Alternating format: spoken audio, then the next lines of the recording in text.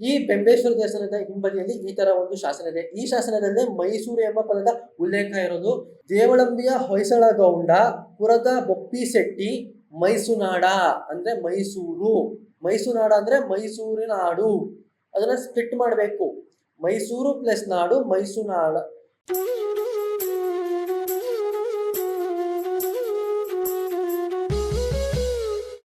ನಮಸ್ಕಾರ ಸ್ನೇಹಿತರೆ, ನಾನು ನಿಮ್ಮ ಗರ್ವಿಕ್.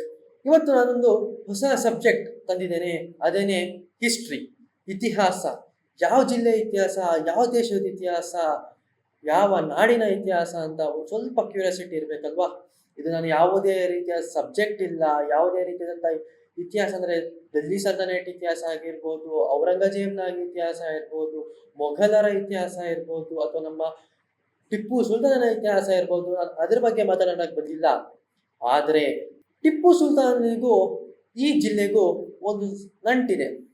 ಅದನ್ನು ಮಾತ್ರ ನಾನು ನಿಮಗೆ ಹಿಂಟ್ ಕೊಡಬಲ್ಲೆ. ದೇಶ ಕಂಡಂತಹ, ಈ ನಾಡು ಕಂಡಂತಹ ಒಂದು ಜಿಲ್ಲೆ, ಶೈಕ್ಷಣಿಕವಾಗಿ, ಸಾಂಸ್ಕೃತಿಕವಾಗಿ ಎಲ್ಲದರಲ್ಲೂ ತಮ್ಮ ಕೊಡುಗೆಯನ್ನ ಅಪಾರವಾಗಿ ನೀಡಿದಂತಹ ಒಂದು ಜಿಲ್ಲೆ. ಆ ಜಿಲ್ಲೆ ಒಂದು ನಾಡಾಗಿತ್ತು, ಅದೇ ಮೈಸೂರು ನಾಡು ಅಂತಲೇ ಪ್ರಖ್ಯಾತಿ ಆಗಿತ್ತು. ನೀವು ಕೇಳಿದ್ದು ನಿಜ ಸ್ನೇಹಿತರೆ. ನಾನು ಇವತ್ತು ಮಾತನಾಡಲು ಅಥವಾ ನಿಮಗೆ ಮಾಹಿತಿಯನ್ನು ಕೊಡಲು, ಇತಿಹಾಸದ ಪುಟಗಳನ್ನು ತೆರೆಯಲು ಬಂದಿರೋದು ನಮ್ಮ ಸಾಂಸ್ಕೃತಿಕ ನಗರಿ, ಹೆಮ್ಮೆಯ ಜಿಲ್ಲೆ ಮೈಸೂರಿನ ಬಗ್ಗೆ. ಸ್ನೇಹಿತರೆ, ಮೈಸೂರಿನ ಇತಿಹಾಸದ ಬಗ್ಗೆ, ಅದರ ಪಾರಂಪರಿಕ ಕಟ್ಟಡಗಳ ಬಗ್ಗೆ, ಹಾಗೆ ಅಲ್ಲಿನ ಪ್ರಾತಸ್ಮರಣೀಯರ ಬಗ್ಗೆ ಹಲವಾರು ಇತಿಹಾಸಕಾರರು ಸುಮಾರು ಪುಸ್ತಕಗಳನ್ನು ಬರೆದಿದ್ದಾರೆ.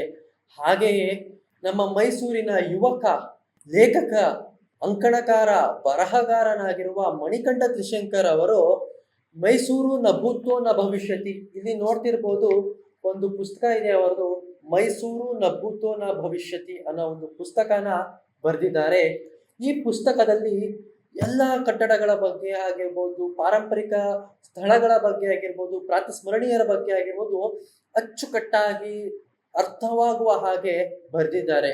ನೀವು ಕೂಡ ಕೊಂಡುಕೊಂಡು ಓದಿ ಮತ್ತು ಹೆಮ್ಮೆ ಪಡಿ. ನಮ್ಮ ಮೈಸೂರು ಜಿಲ್ಲೆಯ ರಾಜವಂಶಸ್ಥರು, ಜನರು, ಹಾಗೆ ಇಲ್ಲಿ ಬಂದಂತಹ ಎಷ್ಟೋ ಬ್ರಿಟಿಷ್ ಅಧಿಕಾರಿಗಳು ಮನಸೋತು ಕೊಡುಗೆಗಳನ್ನು ಹೇಗೆ ಕೊಟ್ಟಿದ್ದಾರೆ, ಎಲ್ಲೆಲ್ಲಿ ಕೊಟ್ಟಿದ್ದಾರೆ, ಯಾವ ಕ್ಷೇತ್ರಕ್ಕೆ ಕೊಟ್ಟಿದ್ದಾರೆ ಅನ್ನೋದನ್ನ ಈ ಪುಸ್ತಕದಲ್ಲೂ ನೀವು ಸಹ ನೋಡ್ಬೋದು. ಹಾಗೇನೆ ನೀವು ಓದ್ಬೋದು, ಮಾಹಿತಿಗಳನ್ನ ತಿಳ್ಕೊಳ್ಳಿ. ಹಾಗೆ ಇತರರಿಗೆ, ನಿಮ್ಮ ಯುವ ಪೀಳಿಗೆಗೆ ಅಥವಾ ನಿಮ್ಮ ಮಕ್ಕಳಿಗೆ ಸಹ ಇದನ್ನ ನೀವು ತಿಳಿಸ್ಬೋದು. ಮುಂದೆ ಬರೋದಾದ್ರೆ, ಈ ಪುಸ್ತಕದಲ್ಲಿ ಮೊದಲನೇ ಅಧ್ಯಾಯ ಏನು ಅಂದ್ರೆ ಮೈಸೂರು, ಇದರ ಪದದ ಅರ್ಥ ಏನು, ಎಲ್ಲಿ ಉಲ್ಲೇಖ ಇದೆ, ಅಥವಾ ಈ ಮೈಸೂರು ಪದದ ಯಾವ ಶಾಸನದಲ್ಲಿದೆ ಅಂತ ನಿಮಗೆಲ್ಲರಿಗೂ ಅಚ್ಚರಿ ಆಗ್ಬೋದು. ನಾವೆಲ್ಲ ಅನ್ಕೊಂಡಿದ್ದೇವೆ ಇದು ಮಹಿಷಾಸುರನ ಊರು ಮೈಸೂರು ಆಗಿದೆ ಅಂತ. ಹೌದು, ನಿಜ. ಇದು ಪಾರಂಪರಿಕವಾಗಿ ಅಥವಾ ಒಂದು ಮೈಥಾಲಜಿ ಪ್ರಕಾರ ಇದು ನಿಜ, ಇದು ಮಹಿಷನ ಊರು ಮೈಸೂರಾಯಿತು. ಆದರೆ ಇದಕ್ಕೆ ಸೂಕ್ತವಾದಂತಹ ಶಾಸನ ಅಥವಾ ಒಂದು ಕೆತ್ತನೆ ಇಲ್ಲಿವರೆಗೂ ಸಿಕ್ಕಿಲ್ಲ. ಈಗ ಸಿಕ್ಕಿರಬಹುದು, ಮಾಹಿತಿ ನನಗೆ ದೊರೆತಿಲ್ಲ, ದಯವಿಟ್ಟು ಕ್ಷಮಿಸಿ. ಆದರೆ ಮೈಸೂರು ಅನ್ನೋ ಪದದ ಉಲ್ಲೇಖ ಯಾವಾಗ ಆಯಿತು, ಎಲ್ಲಾಯಿತು, ಹೇಗಾಯಿತು ಅನ್ನೋದನ್ನ ನಿಮಗೆ ಮುಂದಿನ ತಿಳಿಸ್ಕೊಳ್ತಾ ಬರ್ತಾ ಇರ್ತೀನಿ. ಸರಿಸುಮಾರು ಮೈಸೂರಿನಿಂದ 15 ಕಿಲೋಮೀಟರ್ ದೂರದಲ್ಲಿರುವ ಕುಮಾರಬೀಡು ಅನ್ನೋ ಒಂದು ಊರಿದೆ. ಯಾವ ಕಡೆ ಭೋಗಾದಿಯಿಂದ ಮುಂದಕ್ಕೆ ಹೋದ್ರೆ ಅಲ್ಲಿ ನಿಮಗೆ ಕುಮಾರಬೀಡು ಅನ್ನೋ ಒಂದು ಊರಿದೆ. ಅಲ್ಲಿ ಈ ಚಿತ್ರದಲ್ಲಿರೋ ಅಥವಾ ಈ ಪಿಕ್ಚರ್ ಅಲ್ಲಿ ನೋಡ್ತಿರೋ ಶ್ರೀಕಂಠೇಶ್ವರ ದೇವಸ್ಥಾನ ಮೊದಲು ಅದು ಬೆಂಬೇಶ್ವರ ದೇವಸ್ಥಾನ ಅಂತ ಆಗಿತ್ತು. ಈಗ ಅದನ್ನ ಜೀರ್ಣೋದ್ಧಾರ ಮಾಡಿ ಶ್ರೀಕಂಠೇಶ್ವರ ದೇವಸ್ಥಾನ ಅಂತ ಮಾಡಿದ್ದಾರೆ. ಈ ಶ್ರೀಕಂಠೇಶ್ವರ ದೇವಸ್ಥಾನದ ಹಿಂಭಾಗದಲ್ಲಿ ಒಂದು ಶಾಸನ ಇದೆ. ಅದೇ ಶಾಸನದಲ್ಲಿ ಒಂದು ಮೈಸೂರು ಎಂಬ ಪದದ ಉಲ್ಲೇಖ ಇದೆ. ಈ ಮೈಸೂರು ಎಂಬ ಪದದ ಉಲ್ಲೇಖ ಒಂದು ಹಳೆಗನ್ನಡ ಪದ್ಯದಲ್ಲಿದೆ ಅಥವಾ ಹಳೆಗನ್ನಡ ರೂಪದಲ್ಲಿದೆ. ಈ ಶಾಸನದ ಎಲ್ಲ ಶಾಸನಗಳು, ಈ ಶಾಸನದಲ್ಲಿರುವ ಅಕ್ಷರಗಳೆಲ್ಲ ಹಳೆಗನ್ನಡದ್ದು, ತುಂಬಾ ಹಳೆ ಕಾಲದ್ದು. ಅಂದರೆ ಪಂಪ, ಜನ್ನ, ಅದಕ್ಕಿಂತ ಹಿಂದಿನ ರಾಜವಂಶಸ್ಥರದು, ಹೊಯ್ಸಳರು, ಗಂಗರು, ಕದಂಬರ ಕಾಲದ ಒಂದು ಶಾಸನಗಳಿವು. ಈ ಶಾಸನ ಕನ್ನಡಕ್ಕೆ, ನಮಗೆ ಇಂಗ್ಲಿಷಿಗೆ ತಂದವರು ಯಾರು, ಇದನ್ನ ಪಿತಾಮಹ ಯಾರು, ಶಾಸನ ಅಂತ ನಾವು ಕೇಳ್ತಾನೆ ಇರ್ತೀವಲ್ಲ, ಅದರದ್ದು ಪಿತಾಮಹ ಯಾರು ಅಂತ ನಿಮ್ಗೆ ಗೊತ್ತಾ? ಹೌದು ಸ್ನೇಹಿತರೆ, ಇದಕ್ಕೆ ಒಬ್ಬ ಪಿತಾಮಹನೂ ಇದ್ದಾನೆ. ಇಂಗ್ಲಿಷ್ನ ಒಬ್ಬ ಬ್ರಿಟಿಷ್ ಅಧಿಕಾರಿ BL ರೈಸ್ ಅನ್ನೋನು ಈ ಶಾಸನಗಳ ಪಿತಾಮಹ, father of inscription, father of sculptures. ಏನು ಅಲ್ಲಿ ಕೆತ್ತನೆಗಳನ್ನ ಬರೆದಿರ್ತಾರೆ, ಸ್ಕಲ್ಪ್ಚರ್ಸ್ ಅನ್ನೋಕ್ಕಿಂತ ಇನ್ಸ್ಕ್ರಿಪ್ಷನ್ಸ್ ಇಸ್ ದ ಬೆಸ್ಟ್ ಅಂತಾನೆ ಹೇಳ್ಬೋದು. ಈ is the father of inscription. ಯಾರು? BL ರೈಸ್ ಅನ್ನೋರು. ಅವನೊಬ್ಬ ಬ್ರಿಟಿಷ್ ಅಧಿಕಾರಿ. ಈ BL ರೈಸ್ ಈ ಶಾಸನಗಳನ್ನ, ಅಂದ್ರೆ ಸಾವಿರಾರು ಶಾಸನಗಳನ್ನ ಇಂಗ್ಲಿಷ್ಗೆ ಟ್ರಾನ್ಸ್ಲೇಟ್ ಮಾಡಿ ಇದರ ಪಿತಾಮಹ ಅಂತ ಅನ್ನಿಸ್ಕೊಂಡಿದ್ದಾರೆ. ಹಾಗೆಯೇ ನಮ್ಮ ಮೈಸೂರಿನಲ್ಲೂ ಒಬ್ರು ಶಾಸನದ ಪಿತಾಮಹ ಅಂತಾನೆ ಅನ್ಬೋದು ಅವ್ರನ್ನ. ಮತ್ತೆ ಆ ಶಾಸನಗಳನ್ನ, ಅಥವಾ ಹಲ್ಮಿಡಿ ಶಾಸನ ನಿಮಗೆ ಕೇಳಿರ್ಬೋದು, ಕರ್ನಾಟಕದ ಮೊಟ್ಟ ಮೊದಲ ಶಾಸನ ಹಲ್ಮಿಡಿ ಶಾಸನ.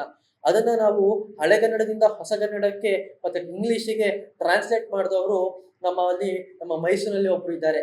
ಅದರ ಬಗ್ಗೆ ಮಾಹಿತಿನ ನಾನು ಮುಂದಿನ ವಿಡಿಯೋಗಳಲ್ಲಿ ಕೊಡ್ತಾ ಹೋಗ್ತೀನಿ.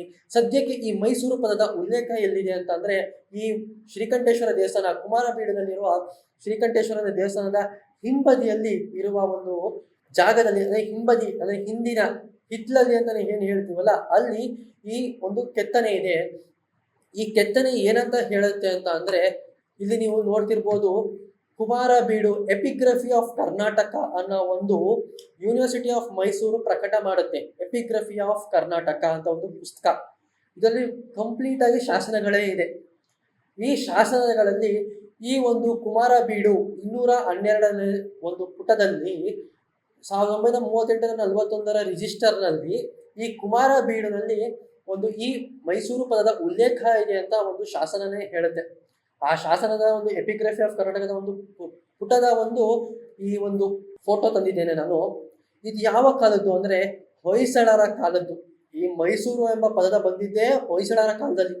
ಅಲ್ಲಿ ವೀರಬಲ್ಲಾಳ ಹೊಯ್ಸಳನ ವೀರಬಲ್ಲಾಳ ದೇವರು ಅಂತ ಏನು ಹೇಳ್ತೀವಿ, ಈ ವೀರಬಲ್ಲಾಳ ದೇವರು ಅನ್ನೋನು ಕೆತ್ತಿಸಿದ್ದು ಏನು, ಮೈಸೂರು ರಾಜ್ಯ ಅಥವಾ ಮೈಸೂರು ಅನ್ನೋ ಒಂದು ಪದದ ಉಲ್ಲೇಖ ಇವನಿಂದನೇ ಸ್ಟಾರ್ಟ್ ಆಗಿತ್ತು.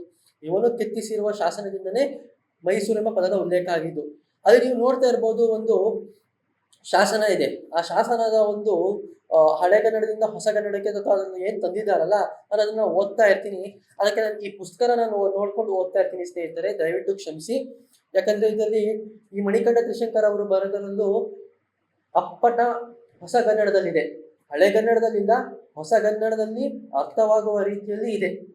ಏನಿದು ಶಾಸನದ ಉಲ್ಲೇಖದವಾದ ಸಾಲುಗಳು ಏನೇನು ಅಂದ್ರೆ, ಸ್ವಸ್ತಿ ಶ್ರೀಮನ್ ಮಹಾಮಂಡಳೇಶ್ವರಂ ತ್ರಿಭುವನಮಲ್ಲ ತಲೆಕಾಡು ಕೊಂಗುನಂಗಲಿ ಗಂಗವಾಡಿ ನೊಣಂಬವಾಡಿ ಬಸವನ ಹಾನುಗಲ್ಲು ಬೆಳ್ವಲಂಗೊಂಡ ಪ್ರತಾಪ ಹೊಯ್ಸಳ ವೀರಬಲ್ಲಾಳ ದೇವರು ಪೃಥ್ವಿರಾಜ್ಯಂ. ಪೃಥ್ವಿರಾಜ್ಯಂ ಅಂದ್ರೆ, ಪೃಥ್ವಿ ಅಂದ್ರೇನು? ಭೂಮಿಯ ರಾಜ್ಯ ಅಂತ. ಪೃಥ್ವಿರಾಜ್ಯಂ ಗೆಯ್ಯುತ್ತಮಿರೆ ಸಖವರಿಷ ದಂಡನಾಯಕ ಬಿಟ್ಟಮಯ್ಯಂಗಳ ಸನ್ನಿಧಾನದಲ್ಲೂ ಹಡದನದ ಮಂಡಳೀಕ ಮರಿವಿಸೆಯ ಕೇಸಿ ದೇವ. ಇವನ ಒಂದು ಮಂತ್ರಿಯಲ್ಲಿರುವಂತಹ ಒಬ್ಬ ಕೇಸಿ ದೇವ, ಅಥವಾ ಒಬ್ಬ ಜನತೆ ಇರ್ಬೋದು, ಜನಾಂಗದವರು ಇರ್ಬೋದು, ಅಥವಾ ಒಬ್ಬ ಮನುಷ್ಯನ ಹೆಸರಿರ್ಬೋದು, ಕೇಸಿ ದೇವ. ಹೆಣರದ ಭೂತಗೌಂಡ, ಬೆನಗನಹಳ್ಳಿಯ ಹರದಗೌಂಡ, ಒಯ್ಕೋಳಿನ ಸೆಟ್ಟಗೌಂಡ, ಓಜಮಂಗಲದ ಅಂದ್ರೆ ಈಗಿನ ವಾಜಮಂಗಲ, ಬೆಂಗಳೂರಲ್ಲಿ ಇದೆಯಲ್ಲ ವಾಜಮಂಗಲ, ಅದು ಓಜಮಂಗಲದ ಬೊಪ್ಪಗೌಂಡ. ಈಗ ಕೇಳಿ ಬರ್ತಿದೆ 7ನೇ ಸಾಲು ನೋಡಿ, ಮೈಸೂರ ಹೊಯ್ಸಳ ಗೌಂಡ. ಇಲ್ಲಿ ನೋಡ್ತಾ ಇರ್ಬೋದು 7ನೇ ಸಾಲು, ಮೈಸೂರ ಹೊಯ್ಸಳ ಗೌಂಡ. ಮೈಸೂರ ಹೊಯ್ಸಳ ಗೌಂಡ.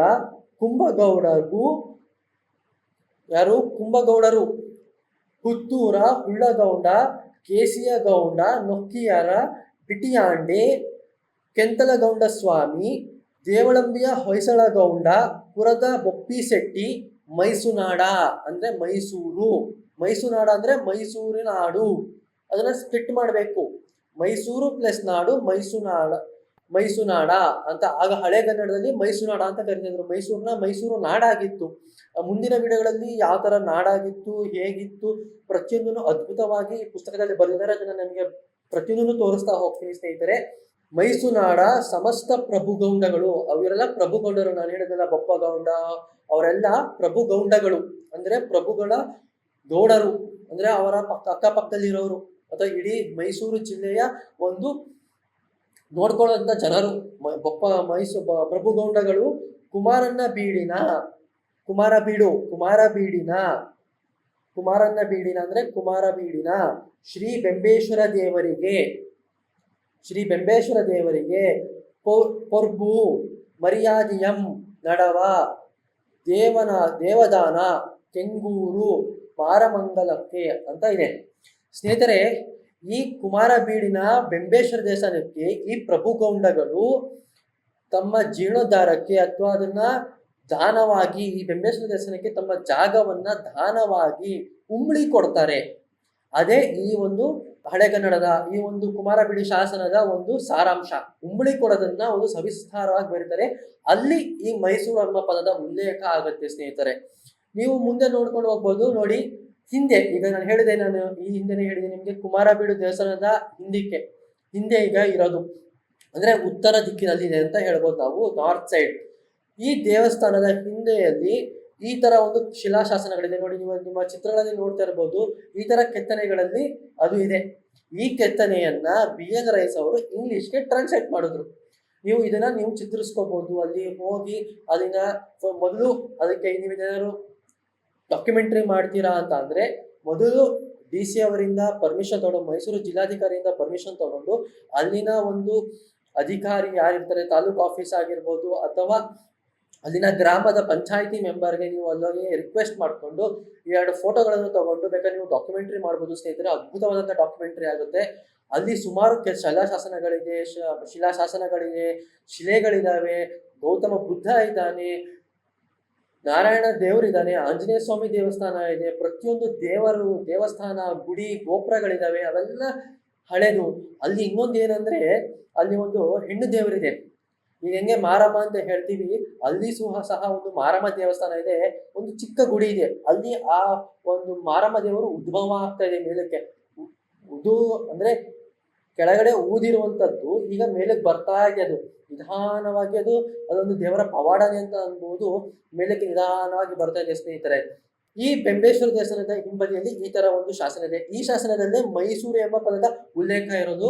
ನೀವು ಎಲ್ಲರೂ ಹೋಗಿ ದಯವಿಟ್ಟು ನಾನು ಕೇಳ್ಕೊಳ್ಳೋದು, ಸರ್ಕಾರಕ್ಕೂ ಕೇಳ್ಕೊಳ್ಳೋದು ಮತ್ತೆ ಅಲ್ಲಿನ ಜನತೆಗೂ ಕೇಳ್ಕೊಳ್ಳೋದು, ಈ ಶಾಸನದ ಹಿಂದೆ ಆ ಜಾಗದಲ್ಲಿ ಮತ್ತೆ ಅದರ ಹಿಂದೆನೂ ಸುಮಾರು ಪೊದೆಗಳ ಹಾಗೆ, ಪೊದೆ ಅಂದ್ರೆ ಏನು, ಹುಲ್ಲುಗಳು, ಮುಳ್ಳುಗಳು ಪೊದೆಗಳ ಹಾಗೆ ತುಂಬಿಕೊಂಡಿದ್ದಾವೆ. ತುಂಬಾ ಇದೆ ಅಲ್ಲಿ.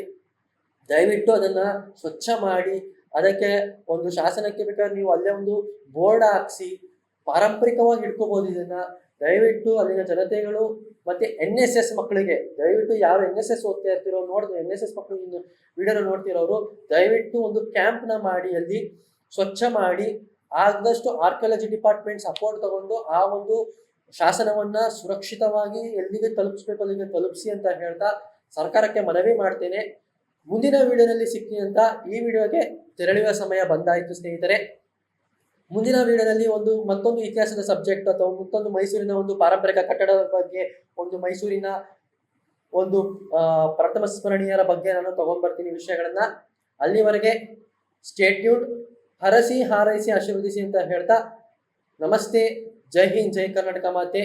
ಮೈಸೂರಿನ ಜನತೆ, ಈ ವಿಡಿಯೋ ನೋಡ್ತಿರೋರು ಹೆಮ್ಮೆಯಿಂದ ಹೇಳಿ ನಾವು ಮೈಸೂರಿಗರು ಅಂತ. ಸಾಕಷ್ಟು ಕೊಡುಗೆಗಳನ್ನ ನಾವು ಕೊಟ್ಟಿದ್ದೇವೆ. ನಮ್ಮ ರಾಜವಂಶಸ್ಥರು ಕೊಟ್ಟಿದ್ದಾರೆ, ನಮ್ಮ ಹಿಂದಿನ ಪೂರ್ವಜರು ಕೊಟ್ಟಿದ್ದಾರೆ. ಅದನ್ನ ಉಳಿಸೋಣ, ಬೆಳೆಸೋಣ, ಹಾಗೆ ನಮ್ಮ ಕೈಲಾದಷ್ಟು ರಕ್ಷಿಸೋಣ.